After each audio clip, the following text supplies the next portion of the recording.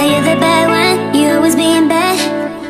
Hai guys, balik lagi di Media Uki bersama dengan saya Uki. Nah, di video kali ini seperti biasa aku mau bikin video reaction, dan ini ada sebuah video katanya guys, anak Jawa malu memakai bahasa Jawa katanya guys, bahasa Melayu dipertahankan.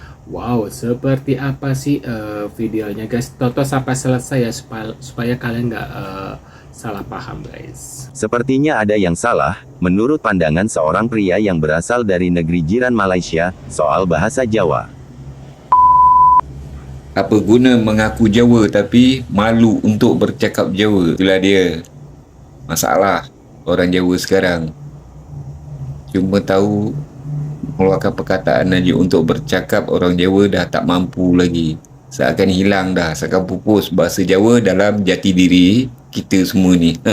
Yang lebih menyedihkan, kadang-kadang ada anak-anak Jawa tu dah tak kenal apa-apa benda yang sebenarnya itu adalah daripada masyarakat mereka.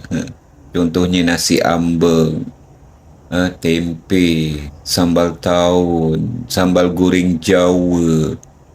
Dah tak nak makan kan. Ialah mungkin perubahan zaman sekarang banyak yang western kan. Berbeza dengan orang Kelantan. Perbezaan orang Kelantan dengan orang Jawa cukup jauh berbeza dia.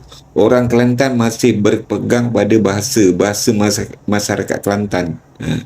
Masih berpegang pada bahasa ibunda lah katanya. Kalau mak dia orang Kelantan, bapak dia orang Kelantan, yakinlah memang dia akan menggunakan 100% atau 90% percakapan dia dalam bahasa Kelantan. Mungkin orang Kelantan melupakan budu. Tak mungkin orang Kelantan akan melupakan nasi kerabu kan. Tak mungkin orang Kelantan akan melupakan kuih tai itik untuk anak-anak Jawa. Kita jangan malu untuk bercakap. Sekurang-kurangnya kalau tak cakap 100% dalam Jawa tu, kita seleng-selengkan Jawa. Kita gunakan perkataan-perkataan Jawa supaya masyarakat kita ni, masyarakat Jawa, tak hanya tinggal nama, tapi percakapan dah tak ada, bahasa dah tak ada. Kiranya kita dikatakan berasal daripada Taiwan, maka kita harus berada dalam kelompok yang sama kerana kita mempunyai similarity genetik yang sama dengan mereka.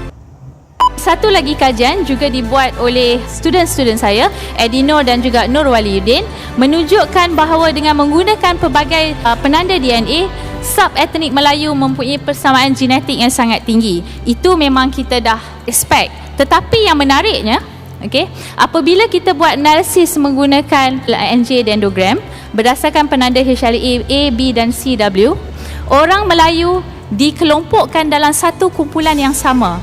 Tidak pula dikelompokkan bersama orang Yunan, orang Taiwan, Mongolia, Nigeria dan sebagainya. Dan data daripada pelbagai penanda DNA adalah sangat konsisten. Ini adalah penanda lain, HLA A, B dan DRB1. Juga sekali lagi, orang Rawa, Minangkabau, Kelantan, Filipina, kali ini masuk Filipina, dalam kumpulan BBJ adalah Banjar Bugis Jawa. Kerana mereka mempunyai persamaan genetik yang sangat tinggi, maka jurnal punya reviewer minta kita gabungkan sekali SBBJ. Dan satu lagi yang menarik, BBJ dengan Kelantan, Banjar Bugis Jawa, terutamanya orang Jawa, mempunyai similarity genetik yang sangat tinggi dengan orang Kelantan. Ini adalah yang terbaru sekali, 2016, mengguna penanda STR, menunjukkan sekali lagi bahawa orang Melayu dikelompokkan bersama-sama, tidak dengan kumpulan daripada Taiwan. Ini satu lagi, menggunakan penanda HNA, juga orang Melayu dikelompokkan bersama-sama, tidak bersama dengan populasi lain. Cytokine, orang Taiwan, Taiwan Zhao, Taiwan Hakka, Ami, Atayal dan Minan, mereka ini adalah origin of Taiwan. Maknanya this is orang asli Taiwan, tidak pula dikelompokkan bersama dengan orang Melayu. Sekiranya kita dikatakan berasal daripada Taiwan, maka kita harus berada dalam kelompok yang sama kerana kita mempunyai similarity genetik yang sama dengan mereka. Ini adalah berdasarkan analisis KAR. Kita dikelompokkan bersama dengan orang Maori untuk KAR. Sekali lagi, juga bersama dengan orang Maori. Kesimpulannya sekarang, kesemua sub-etnik Melayu ini ternyata berasal daripada susur galur yang sama dan berkongsi keturunan yang sama. Perpisahan yang disebabkan oleh sempadan geografi dan politik pada hari ini menyebabkan kita dilihat sebagai populasi yang berbeza, sedangkan kita mempunyai hubungan genetik yang sangat akrab. Maka tidak hairanlah kita berkongsi cita rasa yang sama, tradisi yang sama dan budaya yang sama. Tak perlu dipersoalkan siapa yang memulakan batik, siapa yang makan popiah dahulu dan sebagainya, kerana kita sebenarnya berasal daripada nenek moyang yang sama. Dan kesemua hasil kajian ini menunjukkan penanda DNA yang digunakan boleh memberi gambaran yang tepat bagi hubung kait antara manusia. Kenapa saya katakan begini? Kerana data yang saya tunjukkan sebentar tadi melalui plot-plot yang kita dah simplify menunjukkan keputusan yang sangat konsisten. Sekiranya setiap penanda memberi jawapan yang berbeza, maka kita sebenarnya tidak boleh mempercayai penanda mana yang kita boleh pakai sebenarnya. Tapi is always menunjukkan bahawa orang Melayu will always be plotted together, tidak dengan orang Yunan, tidak dengan orang Taiwan, dan agak jauh juga dengan populasi daripada European dan sebagainya. Menurut pendapat pria ini, dia membandingkan antara bahasa Jawa dengan bahasa Melayu Kelantan. Pria ini menganggap orang Jawa malu bertutur dalam bahasa Jawa. Bahkan pria ini merasa orang Jawa sudah lupa dengan makanan tradisionalnya sendiri, bahkan enggan untuk memakannya. Sedangkan orang Kelantan masih berpegang dalam bahasa ibunda mereka, yaitu bahasa Melayu Kelantan. Bukankah sebaliknya, bahasa Melayu Malaysia lah yang jadi persoalan di negeri jiran selama ini? Narasi dari seorang wanita ini seakan berbeda dengan pendapat profesor yang lain, bahwa orang Melayu terdiri dari kelompok yang sama, tidak termasuk dari Taiwan. Hingga penyebutan batik yang tidak perlu dipersoalkan lagi, karena dianggap kita berasal dari nenek moyang yang sama. Menurut kajiannya bisa disimpulkan, jika Malaysia bisa dengan leluasa mencuri atas apa yang menjadi tradisi dan budaya milik Indonesia. Kajian-kajian yang tak masuk akal ini, tentunya bisa dipatahkan, dikarenakan banyaknya terdapat perbedaan di setiap kajian mereka. Malaysia selalu melakukan kajian soal alam Melayu, sedangkan Indonesia menganggap semua itu sudah selesai. Tidak adanya kajian-kajian yang konkret soal alam Melayu. Malaysia lebih banyak melakukan penelitian soal sejarah peradaban kaum Melayu, yang bersifat persukuan Melayu, tanpa melihat kebudayaan lain yang berbeda.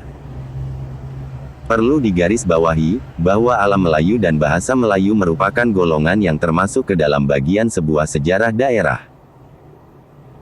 Jika dibandingkan populasi kaum Melayu dengan suku Jawa, maka suku Jawa bisa dianggap lebih banyak, menurut jumlah penduduk.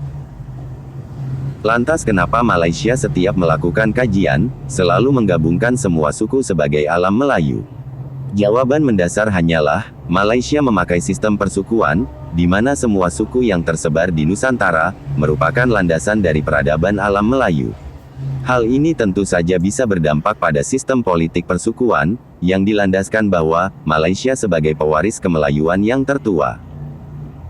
Atas dasar kemelayuan, Malaysia bisa-bisanya merangkul apa yang sudah menjadi budaya dan warisan leluhur bangsa Indonesia, atas dasar sebagai kaum serumpun.